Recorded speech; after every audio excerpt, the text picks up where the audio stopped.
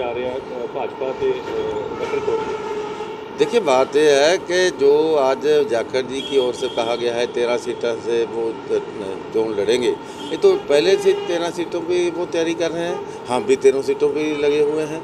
ये कोई बातचीत कोई ऐसी कोई अभी फॉर्मल तौर पे चल भी रही नहीं थी। ये तो एक क्यास रही थी। मैं समझता हूँ कि श्रोमणी अकाली दल डे वन से बड़ा स्पष्ट है कि कुछ मुद्दे हैं हमारे लिए प्रायोरिटी है।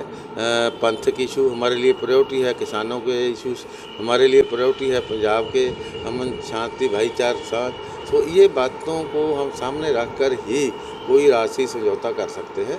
वो हमने पहले से ही इस बात पे स्टैंड किया और आगे से भी यही करेंगे। सर, कौन से मुद्दे होंगे पंजाब के जो चुनाव लड़ने में आप? ये पहली बात तो पंजाब में अमन शांति भाईचारा साझ रहनी चाहिए। दूसरी जो पंथक इशू हैं, कोई भी सिख अफेयर है उसमें कोई दखलंदाजी किसी सरकार की बिना एसजीपीसी की सलाह से नहीं हो सकती। तीसरी जो है, जैसे भाई राजोआना की फांसी की सज़ा है वो उसकी उम्र कैद में तब्दीली होनी चाहिए और कोई बंदी सिख हैं जो सज़ा पूरी कर चुके हैं उनको रिहा कर देना चाहिए। अदालतों ने सज़ा सुनाई वो पूरी कर ली, अभी तक नहीं छोड़ा जा रहा, कितने कितने वर्ष हो गए।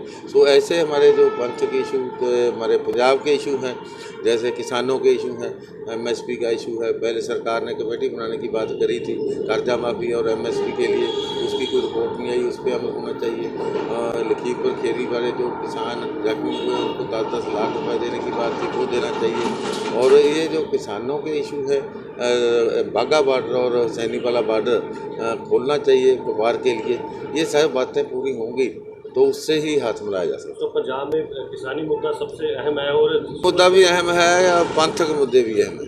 जो बीजेपी का क्या आधार रहेगा पंजाब? देखिए, वो तो अपनी अगर उनको ये बातें अच्छी नहीं लगेंगी तो वो अलग लड़ेंगे। तो उनकी अपनी सोच है, हमारी अपनी सोच है। हम बड़े क्लियर हैं, हम प्रिंसिपल के आधार पे राजनीति को हम प्रायोरिटी नहीं देते, हम अपने जो मुद्दे हैं उनको प्रायोरिटी देते हैं। जा रहे हैं भाजपा के गठन को।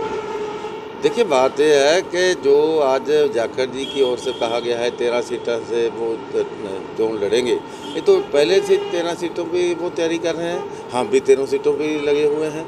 ये कोई बातचीत कोई ऐसी कोई अभी फॉर्मल तौर पे चल भी रही नहीं थी। ये तो एक क्यास रही थी। मैं समझता हूँ कि श्रोमणी अकाली दल डे वन से बड़ा स्पष्ट है कि कुछ मुद्दे हैं हमारे लिए प्रायोरिटी है। पंथ की इशू हमारे लिए प्रायोरिटी है, किसानों के इशूज़ हमारे लिए प्रायोरिटी है, पंजाब के अमन शांति भाईचार साथ। तो ये बातों को हम सामने रखकर ही कोई राशि समझौता कर सकते हैं।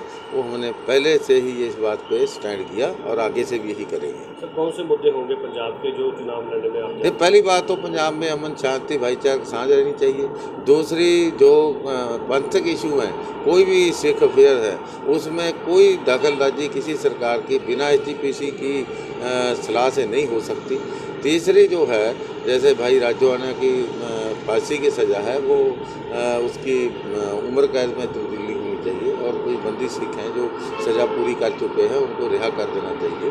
अदालतों ने सज़ा सुनाई वो पूरी कर ली, अभी तक नहीं छोड़ा जा रहा, कितने कितने वर्ष हो गए। सो ऐसे हमारे जो पंथ के इशू हमारे पंजाब के इशू हैं, जैसे किसानों के इशू हैं, एमएसपी का इशू है। पहले सरकार ने कमेटी बनाने की बात करी थी कर्जा माफ़ी और एमएसपी के लिए, उसकी कोई रिपोर्ट नहीं आई, उस पर अमल होना चाहिए। लखीमपुर खीरी वाले जो किसान जख्मी हुए उनको 10-10 लाख रुपए देने की बात थी, वो देना चाहिए। और ये जो किसानों के इशू है, बाघा बॉर्डर और सैनीवाला बॉर्डर खोलना चाहिए व्यापार के लिए, ये सब बातें पूरी होंगी तो उससे ही हाथ मिलाया जा सकता है। तो पंजाब में किसानी मुद्दा सबसे अहम है और मुद्दा भी अहम है या पंथक मुद्दे भी अहम है।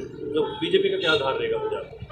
देखिए, वो तो अपनी अगर उनको ये बातें अच्छी नहीं लगेंगी तो वो अलग लड़ेंगे। तो उनकी अपनी सोच है, हमारी अपनी सोच है। हम बड़े क्लियर हैं, हम प्रिंसिपल के आधार पे राजनीति को हम प्रायोरिटी नहीं देते, हम अपने जो मुद्दे हैं उनको प्रायोरिटी देते हैं।